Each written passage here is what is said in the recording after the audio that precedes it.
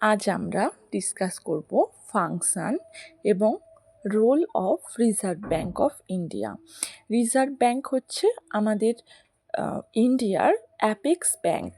তার কাছে প্রচুর পাওয়ার এবং ফাংশন রয়েছে। তো কি কি কাজ করে সেটি নিয়ে ডিসকাস করব।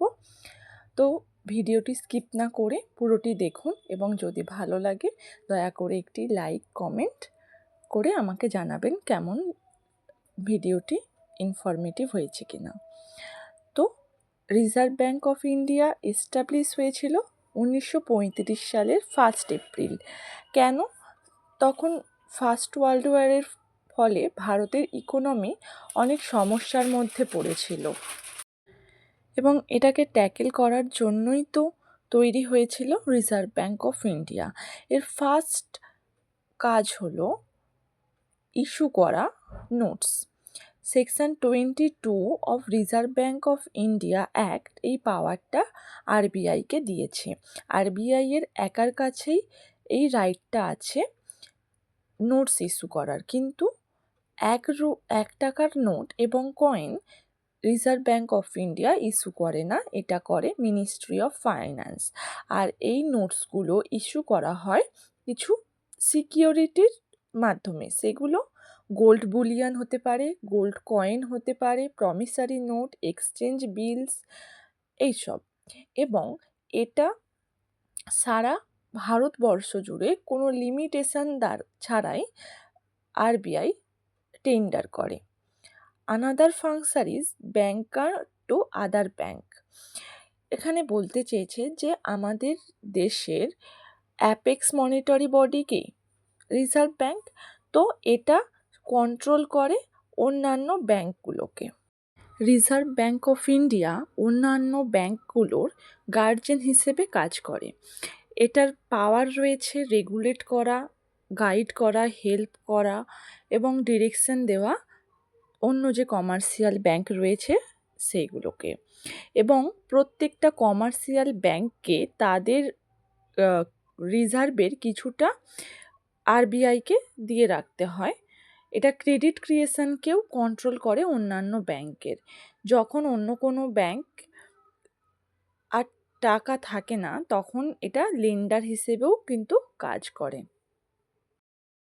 রিজার্ভ ব্যাঙ্ক অফ ইন্ডিয়া অ্যাক্টের সেকশন 20 এটাকে পাওয়ার দিয়েছে গভর্নমেন্টের ব্যাংকার এবং এজেন্ট হিসেবে কাজ করার। আবার সেকশন 21 আর 21A পাওয়ার দিয়েছে আরবিআইকে যে সেন্ট্রাল গভর্নমেন্ট এবং স্টেট গভর্নমেন্টের ট্রানজ্যাকশানগুলোকে কন্ডাক্ট করার জন্য।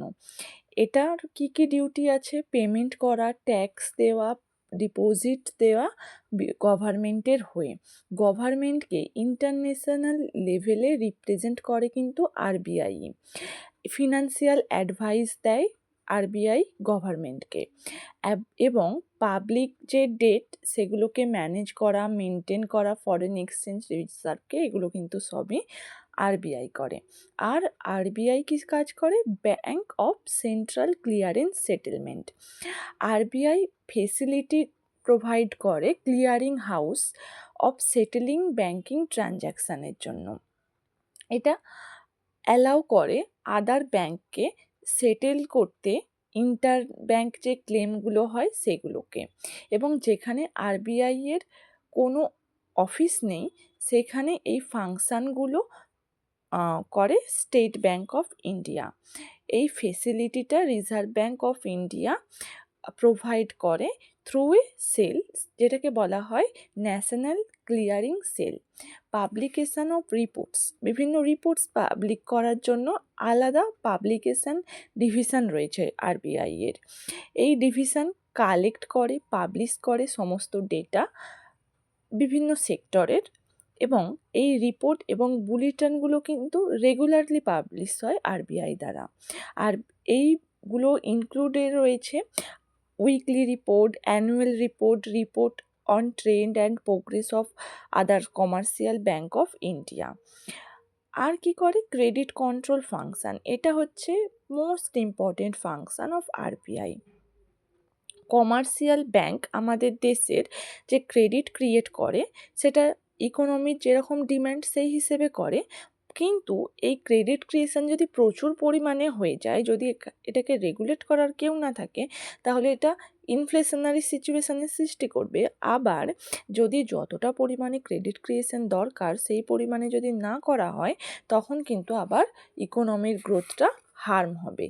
সেই কারণে সেন্ট্রাল ব্যাংক এই আরবিআই এই গ্রোথটাকে দেখে প্রাইস স্টেবিলিটির সাথে। এটা রেগুলেট করে credit creation capacity of commercial bank অনেক ক্রেডিট ক্রিয়েশন টুলস ইউজ করে।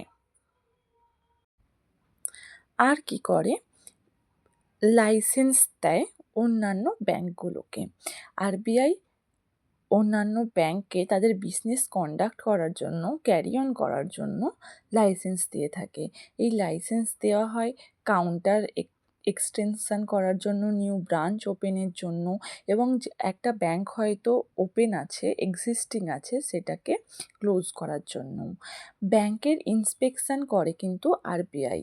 যেমন লাইসেন্স দেয়, তেমনই সেটাকে যদি মনে হয় যে এটা ঠিকঠাক কাজ করছে না, তখন কিন্তু পিরিয়ডিক্যাল ইনফরমেশান আরবিআই ব্যাংক নিতেই পারে।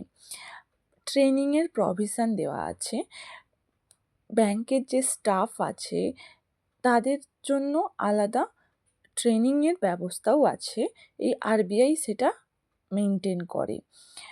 বিভিন্ন কলেজও তাদের জন্য ওপেন করা হয়েছে, national institute of bank management, banker staff college. আর কি করে, এক্সচেঞ্জ রেট ম্যানেজমেন্ট করে। এটা essential function of RBI, stability বজায় রাখার জন্য এক্সটার্নাল ভ্যালুর সাথে।